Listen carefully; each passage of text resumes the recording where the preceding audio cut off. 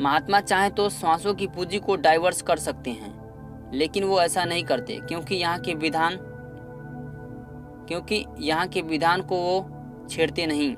इसलिए संसारी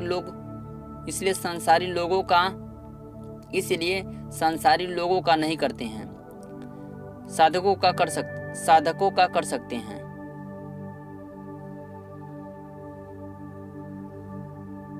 क्योंकि साधक तो हरदम तैयार रहता है कि कब पूंजी पूरी हो जाए और इस पाप की दुनिया से चला जाए। किसी भी प्रेमी की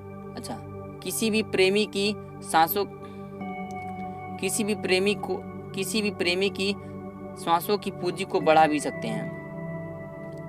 मुझे गुरु महाराज ने रास्ता बताया तो 18 घंटे मैं बैठता था, पर महीनों गुजर गए पर कुछ नहीं हुआ। लेकिन मैं हताश नहीं हुआ। हमेशा यही सोचता था कि अपने में ही कुछ कमी होगी। सच्चा रास्ता है, बताने वाला सच्चा है। कभी मन में ख्याल नहीं आया कि गुरु महाराज ने दया किया। कभी मन में ख्याल नहीं आया कि गुरु महाराज ने दया नहीं किया। दया तो हमेशा होती रहती है। अब मैं स्वामी जी महाराज के पास पहुंचा तो मोटा ताजा था। मेरे सामने ही लोगों ने कहा था कि ये मोटा है, क्या भजन करेगा। स्वामी जी महाराज ने कहा कि ऐसा क्यों कहते हो, तुमको क्या पता मालिक की किस पर दया कृपा हो जाए। ये बात मुझे लगी थी। 1 महीने में ही बहुत दुबला हो गया। तुम भजन करने में सावधानी नहीं बरतते हो।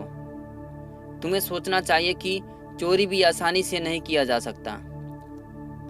बड़ी सावधानी बरतनी पड़ती है कि कोई पकड़ न ले।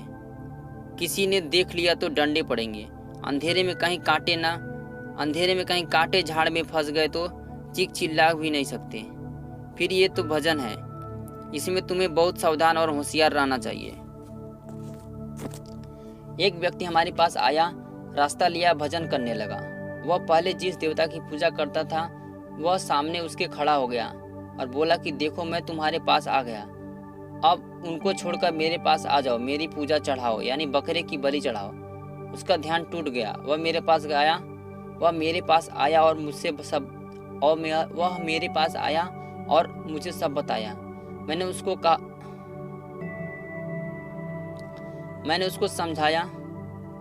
मैंने उसको समझाया कि ऐसा कभी मत करना, वो तुम्हारा कुछ नहीं कर सकता, तुम भजन में लगे रहो। उसने ऐसा ही किया। कुछ दिन बाद वो आया। मैंने उससे पूछा कि क्या हुआ। वह बोला कि वह देवता अब नहीं आता। हमारी बात सुन लो, जो सेवा बताई जाए वह चुपचाप करो, इधर उधर की कोई बात नहीं, इसी में तुम्हारी भलाई है। सेवा करने आए हो तो सेवा करो।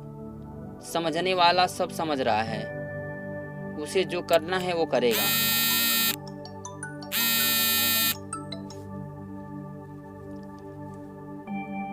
सब लोग